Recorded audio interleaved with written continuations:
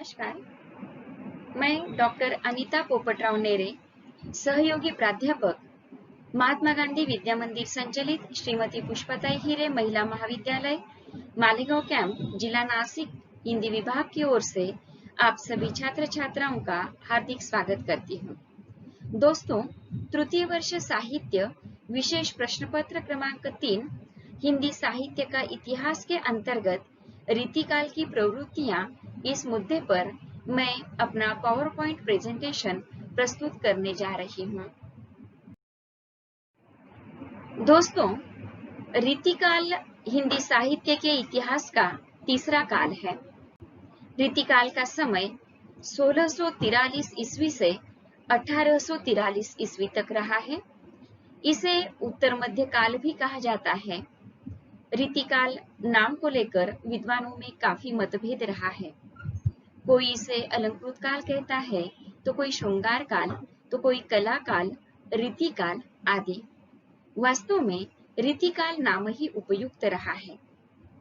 अर्थात रीति का अर्थ यहाँ जान लेना आवश्यक होगा। संस्कृत काव्य शास्त्र के अंतर्गत रीति शब्द उस काव्यांग विशेष के लिए ही रूढ़ है जिसे काव्य की आत्मा के रूप में घोषित कर आचार्य वामन ने तत्संबंधी पृथक संप्रदाय का प्रवर्तन किया। उनके अनुसार गुण विशिष्ट रचना अर्थात पद संघटना पद्धति विशेष का नाम रीति है। यहाँ हम रीतिकाल की विशेषताएं अर्थात प्रवृत्तियों के बारे में जानकारी लेंगे। रीतिकाल की लगभग 10 विशेषताएं या प्रवृत्तियां बताई जा सकती हैं, जैसे कि रीति निरूपण, श्रृंगारिकता, लक्षण ग्रंथों का निर्माण, नीति और भक्ति, अलंकारिकता, ब्रज भाषा की प्रधानता, प्रकृति चित्रण, काव्य रूप, नारी चित्रण, चमत्कार प्रदर्शन एवं बहुज्ञता। अब हम यहाँ पर इन प्रवृत्तियों को संक्षेप में देखेंगे। पहली प्रवृत्ति बताई जा सकती है रीति निरूपण की। रीतिकालीन कवियों के रीति निरूपण की शैलियों का अध्ययन करने पर 3 दृष्टियां दृष्टिगोचर होती है। प्रथम दृष्टि तो मात्र रीति कर्म की है। इनमें वे ग्रंथ आते हैं जिनमें सामान्य रूप से काव्यांग विशेष का परिचय कराना ही कवि का उद्देश्य है। दूसरी प्रवृत्ति में रीति कर्म और कवि कर्म का समान महत्व रहा है।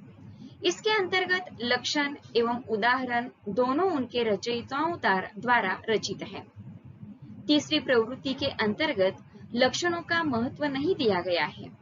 कवियों ने प्रायः सभी छंदों की रचना काव्य शास्त्र के नियमों से बद्ध होकर ही किया है, लेकिन लक्षणों को त्याग दिया है। दूसरी प्रवृत्ति बताई जा सकती है श्रृंगारिकता। यह रीतिकाल की दूसरी सबसे बड़ी विशेषता रही है। इस काल के कवियों ने नखशिख और राधा कृष्ण की प्रेरणा लीलाओं का चित्रण व्यापक स्तर पर किया है। राधा कृष्ण के प्रेम के नाम पर नारी के अंग प्रत्यंग की शोभा, हाव भाव, विलास चेष्टाएं आदि में श्रृंगार का सुंदर और सफल चित्रण हुआ है, किंतु वियोग वर्णन में कवि कर्म खिलवाड़ बनकर रह गया है। दोस्तों, रीतिकाल की तीसरी प्रवृत्ति बताई जा सकती है लक्षण ग्रंथों का निर्माण। रीति ग्रंथों अथवा लक्षण ग्रंथों की प्रचुरता इस साहित्य की प्रमुख विशेषता है।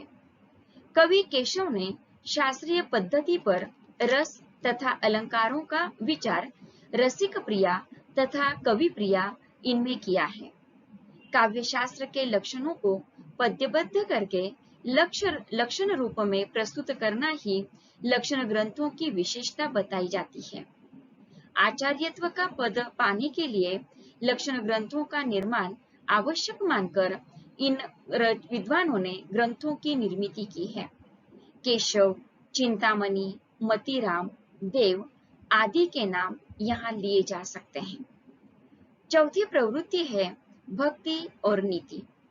रीतिकाल में व्यापक मात्रा में भक्ति और नीति से संबंधित पद भी मिल जाते हैं, जो इस युग की एक नई देन है।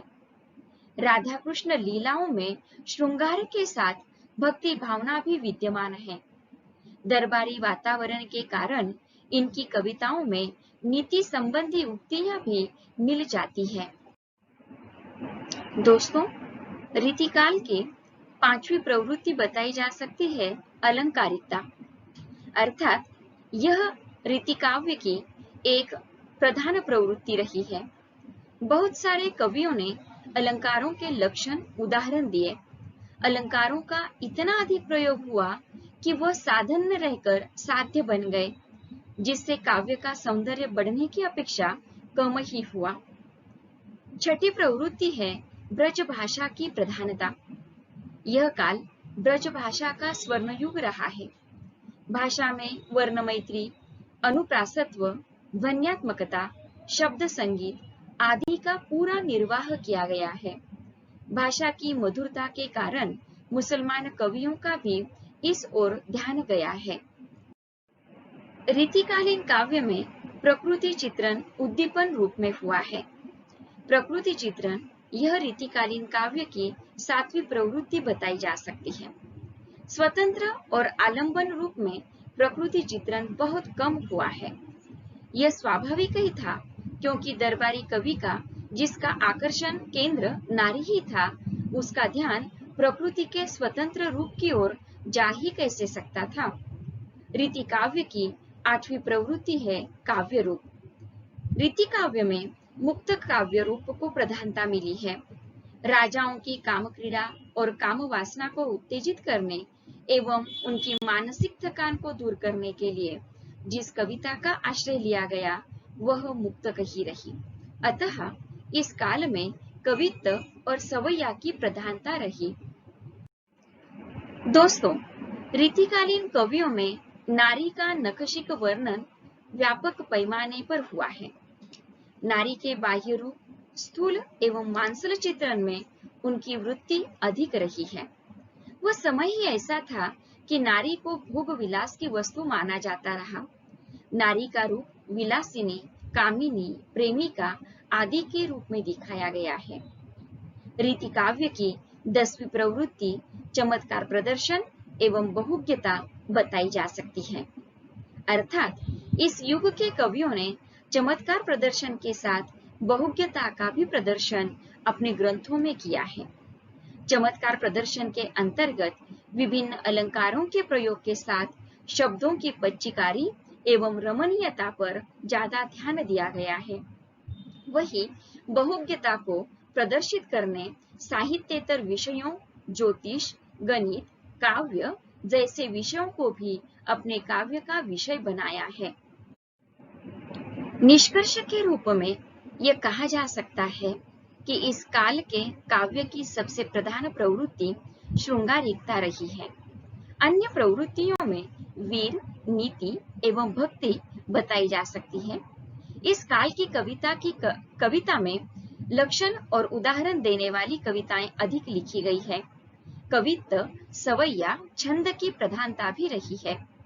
काव्य विनोद, अलंकार की अनुपमता, नवीन छंद योजना, बात को सरस बनाकर कहने की प्रवृत्ति, कलात्मक कविता की सृजनशीलता, काव्य शास्त्रीय परंपरा का समावेश, रीति ग्रंथों व लक्षण ग्रंथों की प्रचुरता, नखशिक वर्णन आदि पर भी प्रकाश डाला गया है। इस काव्य का साहित्यिक और ऐतिहासिक मूल्य अक्षुण्ण है। दोस्तों, इस प्रकार रीतिकालीन काव्य की प्रवृत्तियों को देखने के उपरांत मैं यहाँ पर अपने पावर पॉइंट प्रेजेंटेशन को पूर्ण विराम देना चाहती हूँ। किंतु इस वीडियो को देखने के उपरांत अगर आपके मन में कुछ प्रश्न हो तो आप जरूर कमेंट बॉक्स में लिखिए। और हाँ, यदि ये वीडियो आपको पसंद आया तो इसे सब्सक्राइब करना और लाइक करना न भूलें। इसके साथ ही हिंदी साहित्य के इतिहास से संबंधित मेरे अन्य वीडियो भी आप जरूर देखें। धन्यवाद।